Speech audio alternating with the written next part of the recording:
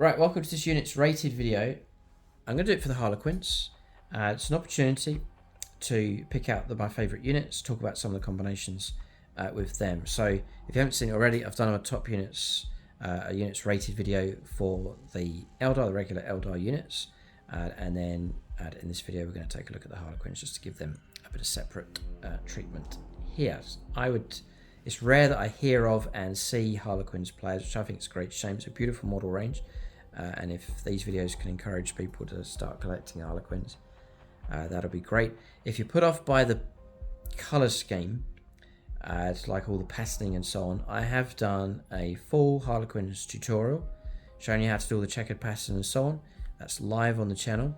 Just search for Harlequins painting tutorial and that'll guide you through the process for painting Harlequins. For discount 40k, it's gamerfigures.com. Link for them below for discount Warhammer. And you can help support the local gaming store.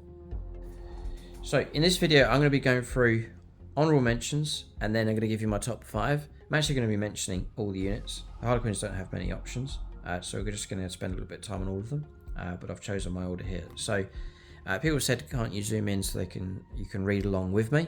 So we're going to do that. We're going to zoom in here and take a look at the data cards.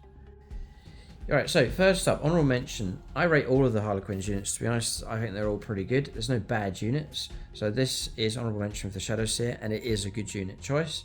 I prefer transporting my units across the battlefield as opposed to being on foot. But the Shadowseer is going to give you a good option here if you are going to go on foot with a unit.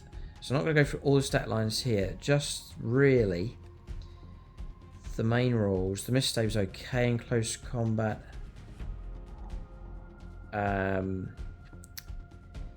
You've got stealth. Then you've got fog of dreams. Whilst this model is leading a unit, that unit can only be selected as a target of ranged attack whilst the attacking model is within 18. So you have got some kind of lone operative kind of shutdown. That certainly helps. And then treacherous illusion. Melee weapons equipped by enemy units. Models have the hazardous ability, so you can cause a bit of trouble that way if you remember that rule. But so basically, it's going to be granting like a lone operative, but I think the opponent, there's so many ways around, the opponent can just get within range and then all of a sudden you're in big trouble. So don't favour that option as much. So there is, to make progress at the battlefield, you can, I think there's an enhancement for the detachment to give you scouts, so you can push a bit further ahead to really make progress up the board. But I prefer going inside transports, and so I don't go for the Shadowseer on foot concealment option. So honorable mention for him. Next honorable mention is the Solitaire. I haven't put it in the top 5. Again, it's a good unit, but not in the top 5. There's other units I think are more useful. Having said that, you've got movement 12. It's a very, very quick infantry model. Only toughness 3. 4 wounds on him. 4+ invulnerable save. Now this is why it's kept him out. He used to be on a 3 up invulnerable save going into workshop. Got rid of that. He's now down to 4+ invulnerable save. Strands of Fate is gone, which used to help him out as well. The guaranteed, like manipulating the dice to keep him alive, that's gone as well. So he is more vulnerable, and that's why I've kept him out of the top 5. But still, precision attacks and solitaire weapons, 9 attacks, 2s to hit, strength 6, -2 and 2 damage. No devastating wounds there though for him. He's got fights first, lone operative and stealth, that's all really good. He's got battle focus he can tap into, and then blitz. So once we're back to the movement phase, before this model makes a normal move, you can use the ability. It's going to give you 2d6 inches extra onto your regular move, and an extra 3 attacks, so you'll jump up to 12 attacks. Remember that's precision, so dangerous enough. And then blur of movement. This model is eligible to declare a charge and turn in which it advances. So he is very, very quick across the table. He's great on the ambush. The upside for him is he has the character keyword and the detachment for the Harlequins. You can pay a CP and you can resurrect him with half of his wounds range. You can get him back up again, which is a great play. So Solitaire by no means is bad. He's a good unit option, but just hasn't made it into my top 5. So that's honorable mentions. So top 5, yeah. These are quite cheap. Death Jesters. These are great for like backline, objective holding, or quiet no man's land objectives, sitting on those. He's only OC1, but he's got lone operatives, immediate shutdown for the opponents. Just trying to get rid of those, and they're great just for sitting and sniping. 8-inch move, 4+ invulnerable, so 4 wounds. So the Shrieker Cannon, range 24, 3 attacks, Lean 2, strength 6, -2, 2 damage. It's a souped up Shuriken Cannon. Then his rules here. So lone operative, like I mentioned already, nice cheap unit that can just sit out on top of an objective. You can perch him at a real good position on the battlefield, and then he can just snipe away.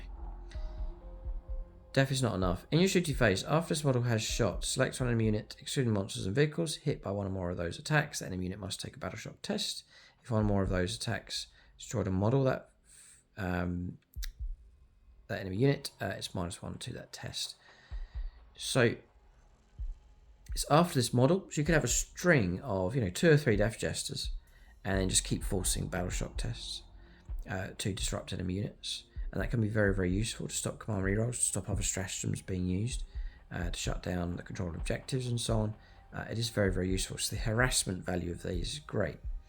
And then Crawl Amusement. Now this used to be, I think it's once per turn for one model, but now, previously I think it was even enhancement actually, that could be given to a model. But now, all Death Jesters just get this all the time. This is really, really good. Crawl Amusement. In your shooting phase, each time this model is selected to shoot, select one of the abilities below.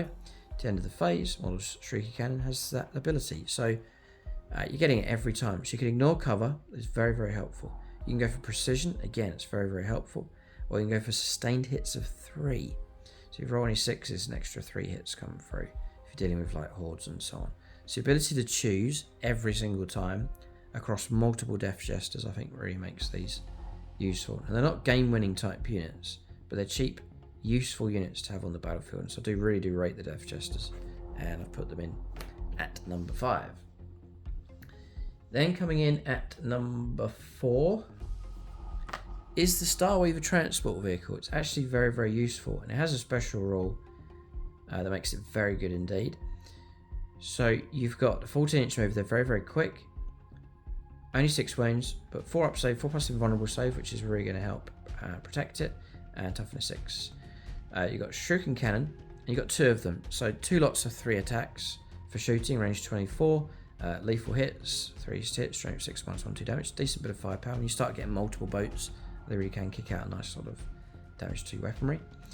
And then they're open top to the flight deck, so the unit that's being carried inside can shoot out of it, such as a Troupe. That's great as well. You can do drive-by shooting. It really is good fun and effective. And if you've got like fusion pistols, you can get real close with them and shoot from inside your vehicle. It's really good. Now, it's battle focus for these as well, so you can tap into the agile maneuvers for vehicles. That's going to be like D6 +1 extra onto your regular move. So you've got the potential of going between 15 and 21 inches with a regular move. They're very, very quick. But what's put these right up there at number 4 is Rapid Embarkation. At the end of the fight phase, if there are no models currently embarked within this transport, you can select one friendly Harlequins infantry unit that has 6 or fewer models that's wholly within 6 inches of this transport, unless that unit is equipped as an engagement range. One or more enemy units that can embark with their transport. Some of the Aeldari detachments have that ability, but you have to pay for it. It's a CP. This is built into the stat line of the model, so you can do it across multiple models on the same turn. It's not going to cost you anything to do it. And the ideal situation is you disembark, move, charge with a Troupe. You move up with the Troupe in the movement phase, keep up with them or get ahead of them, position them with the Starweaver right nearby. You charge in, do your close combat, wipe the target, and then hop back inside the transport to be protected, and then move off or disembark on your next turn. It's a real good move. Harlequin troops are very vulnerable, and the ability to hop inside a transport at the end of the fight phase is excellent. It really is good. So I love that tactic for the Starweavers, and so I rate them for sure, and I've put this one in at number 4. So number 3, getting towards the top here. So Voidweavers. There's one special rule that's just pushed this up to number 3. So same kind of stat line as we've seen already. I'm just checking. So you've got, yeah, so Starweavers, by the way, they do have the smoke keyword. So that's the possibility of paying CP for that. It's rarely going to do it, but it's available if you need it. With Voidweavers, you've got your double shuriken cannons, same stat line as before. That's all good, great foundation. But then you've got the option to add the gun on top. So instead of transporting, it's a gun platform. You can go for the Voidweaver Haywire Cannon. Range 24, anti-vehicle 4 plus devastating wounds, 3 attacks, need 3s. Strength 4, AP -1, but 3 damage. So forced to wound the vehicles, it's 3 devastating wounds. That's alright, but I prefer and use the prismatic cannon. It gives you 2 options. You can go for dispersed pulse, which is blast, range 24, 2d6 attacks, 3s to hit, strength 4, AP -1, and 1 damage. But usually I'm using the prismatic cannon to go for anti-vehicle, and it is a really good anti-vehicle weapon. You've got 2 attacks of this, not 1 but 2, which is great. Strength 12, -3 and a straight 4 damage. It's a dangerous weapon. So that's making it a good unit choice, and then what pushes it up to excellent is you've got stealth, and then you got polychromatic camouflage. This unit can only be selected as the target of a ranged attack if the attacking model is within 18. So you've now got as like a soft lone operative running with this thing, and usually these are anchoring at the back, staying out of trouble and just providing firepower support, and now you're going to be rewarded for doing that. The opponent's got to get within range 18 to even target them. That's really, really good. So Voidweaver's a great unit choice. In at number 2, if used well and protected, they're a very dangerous unit indeed, and that's the Skyweaver jetbikes. They're expensive enough in points. It's worth trying to protect them if you can, but obviously you do have to throw them out there to make use of their weaponry. They have been improved. I think they've got better with the new codex. Range 14 with these, potentially you could bump them with an extra 2-inch move with agile maneuvers, like 16-inch move. It's super quick. Toughness 4, 4 up save, 4+ invulnerable save on these. 3 wounds each, not 2 but 3 wounds each. It's a nice bit of damage absorption with them. They are OC2, so they'll fight happily on objectives and do quite well.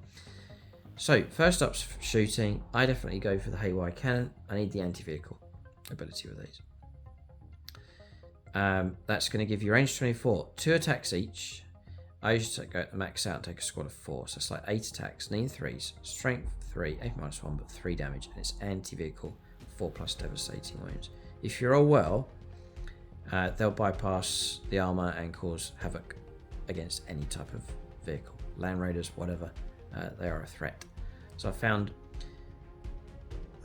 usually you need 2 units to do a proper job and wipe out a target.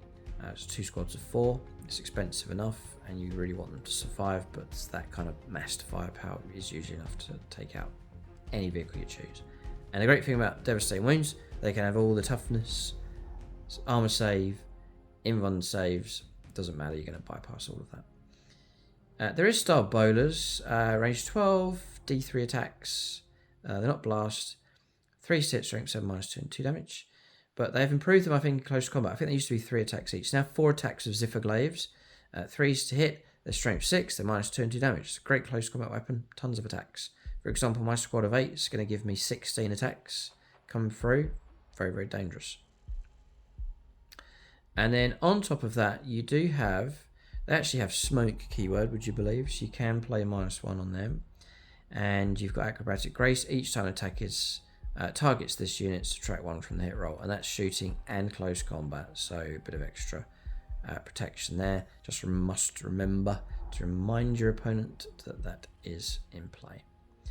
So I rate the Skyweavers. The downside to them, I won't say downside, but you've just got to watch and be careful they don't get taken out really quick, because the opponent will go after them. So a careful use of those. Sometimes you can put them in reserves and bring them on as an option, just to preserve them so they can arrive on the board and then let loose of firepower at full effect.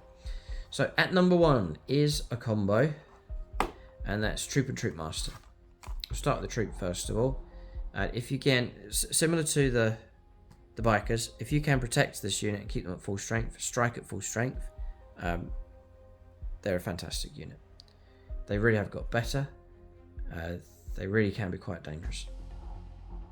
First thing to point out with Harlequin Troupe, they are cheap in points, Second thing to point out is do carry the grenades keyword. That's great for softening up targets. You may be up against some very heavy infantry, a very buffed character. You might be trying to finish off a vehicle. The ability to chuck grenades and knock them down with that is very, very useful indeed. The combination I'm running at the moment usually is a squad of 5 troop, a troop master inside Starweaver transport vehicle. 8-inch move on foot. Toughest 3, 6 up save, 4+ invulnerable save though, so that they can withstand some flak coming through. They're only OC of 1. If you go into the right detachment, they'll become OC 2.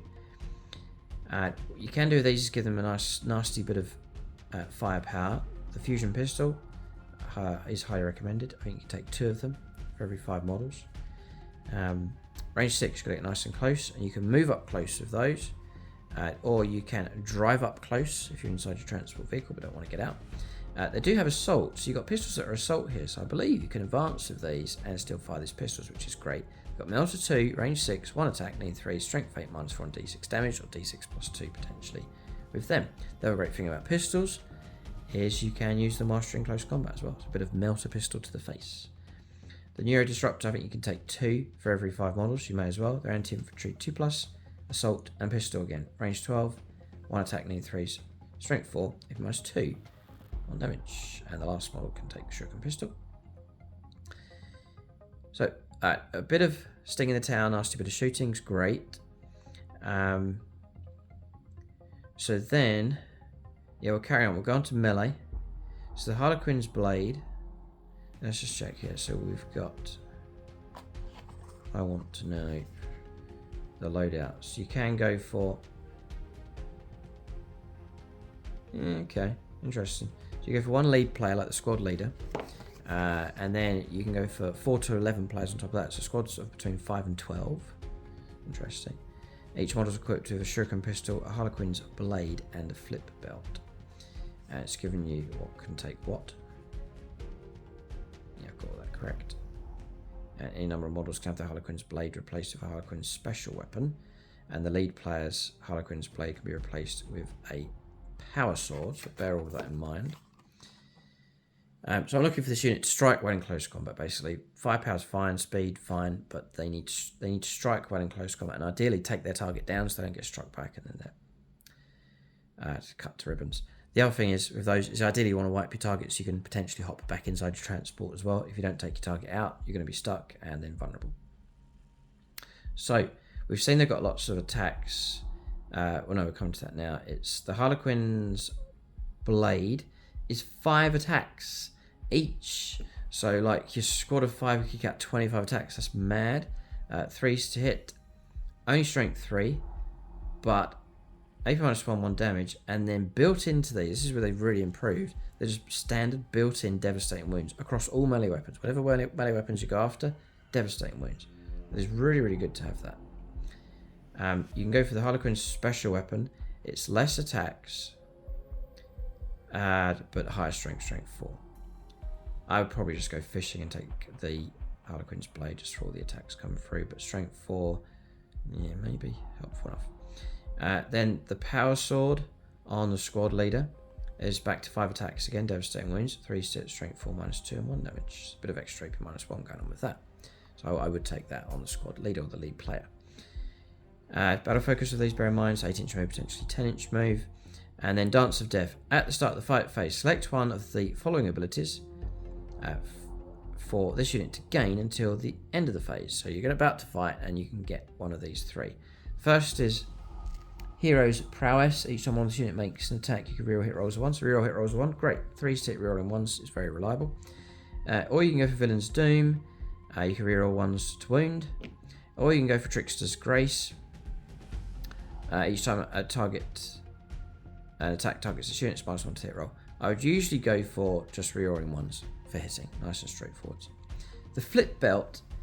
When you make a normal move, advance, fall back, or charge, you can ignore any vertical distance when determining the distance the bearer can be moved during that move. So they're just going to move straight through stuff, which is great. So they are nice and quick.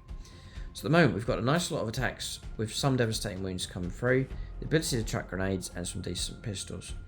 But then what you do is you add in your Troop Master on top. Now this is going to give you a whole stat line and attacks coming from him. 4 wounds in 1 save, same speed. You give him another fusion pistol, so now you've got 2 fusion pistols in your squad of 5 plus his fusion pistol hitting on 2s. So that stat line we've already covered. So you're going to add in an extra bit of sting with the firepower. And then you've got 2 options. You can go for Harlequin's special weapon or Troupe Master's blade. Again, devastating wounds, so more devastating wounds attacks come through. 6 attacks with the Harlequin's special weapon. Then 2s, strength 4, -1, 2 damage, and bear in mind that's devastating wounds. So you can now start stacking up and adding to those wounds. And then Troupe Master's blade will give you 5 attacks, 2's tip, but strength 5, quite high on the strength, a -2 and 2 damage, bit of extra minus going on there as well. So we've now got a unit that can do loads of attacks coming through and a good chance of getting 3, 4, 5, 6 devastating wounds, bit of grenades, bit of pistol work, and your target's going to be in trouble. Light infantry are going to be brushed aside very quickly, I think. Medium heavy infantry, you're going to start chewing through them. And then with devastating wounds, you can pick on anything you want. Vehicles, monsters, the toughest of characters. It can all be a target. I guess that's one of the upsides for the Troupe Master now, is that they are good. They stand a chance against everything, whereas before they'd often bounce against things like vehicles and so on. On top of that, you've got Choreographer of War. Whilst the model is leading a unit, each time model in that unit makes a pylon or consolidation move, it can move up to 6 inches instead of 3. It's very useful trying to get further into combat or onto an objective, for example. In addition, it does not need to end that move close to the closest enemy model, provided it ends its move as close as possible to the closest enemy unit. So there is a bit of flexibility of how you move with them as well. And in Segarak's favour, each time this model makes a melee attack, you can reroll hit rolls of 1 and add 1 to the wound roll. Yeah, and this question's come up before. Is it only for him? It's by the wording of it, maybe it's just for the Troupe Master. Each time this model makes a melee attack, you can reroll hit rolls of 1 and add 1 to the wound roll. So maybe only on Troupe Masters get it, not the whole unit. But do let us know in the comment section if you disagree with that one. The final thing you can do to give these another push just for more damage is if you go to the Harlequins detachment, there is an enhancement, Segarak's Coil I think it's called, which would let you go for 1 dice for every model in the charging unit, and then each 4+ will cause a mortal wound and a further opportunity to cause mortal wounds with those. So if you start stacking all those things up, Troupe and Troupe Master is a great combination, pretty cheap in points, and they can pack a mean enough punch against any target. So all in all, Harlequins are looking pretty good. Generally the units have all been improved, their detachment is okay, and it's a good time I think for Harlequins. There is only 1 detachment option for them, but it's there and it's well established in the Aeldari Codex. That's the top rated units. So at the top, Troupe and Troupe Master, highly recommended. I transport them inside Starweavers. Skyweaver jetbikes with their anti-tank option I go for. You've got the stealthy Voidweavers at number 3. The Starweaver transport's great because you can get units to jump back inside if the coast is clear at the end of the combat phase. And then the Death Jesters at number 5 as a combo of those on the battlefield, triangulating their firepower. It's dangerous enough, good harassment value with them. Do check out the top 5 unit choices for the Eldar and the rest of the content as well on the channel for the new Aeldari Codex, and it's gamerfigures.com for discount 40k. For more content, do join us on YouTube channel membership, link below, or go to the channel homepage and hit the join button. Thanks for watching. Tune in next time.